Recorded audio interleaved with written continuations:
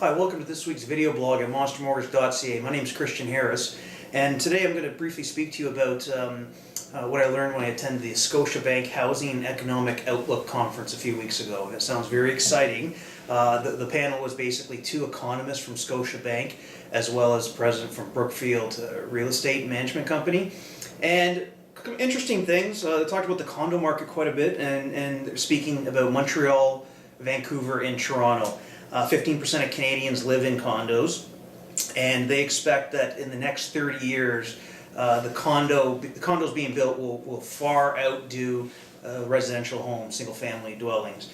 A couple reasons for that is it's easier to go up in building than it is to build out. So even though you might have land, you don't have the infrastructure to do that, so it's tough to build out. But going up is very easy to do. A lot more jobs are being created in the downtown cores. Again, we're speaking to the three big cities, Toronto, Montreal, and Vancouver. A lot more head offices are relocating back into the core, and obviously people want to live there. Demographics, the younger people don't want to be out in the suburban area and commuting into downtown cores, so people would rather live where they work. The need for larger spaces is not as important to the younger generation. They're okay with smaller places. So the bank was very bullish on the condo market, and the reason I mentioned that, I found that interesting, is for years we're always hearing about the condo market in a negative way.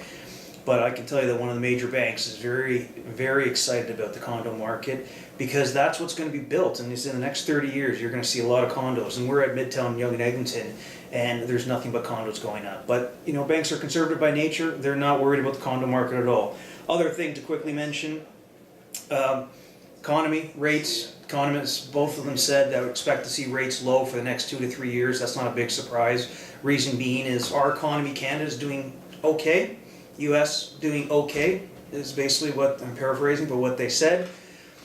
But there's no reason to raise our rates. Inflation is low, and they said expect rates to be low for the next 2 to 3 years. They don't expect any drastic increases. They expect the overall economy to continue to do well and to slowly climb. We're not going to see any huge increases or decreases. So overall, it was very interesting. When we speak to the condo market and the housing market, expect in the next over the next 30 years to see nothing but condos being built in the major urban areas, and it's still deemed by the bank as a very good investment. So thank you for tuning in. If you have any questions, please give us a call.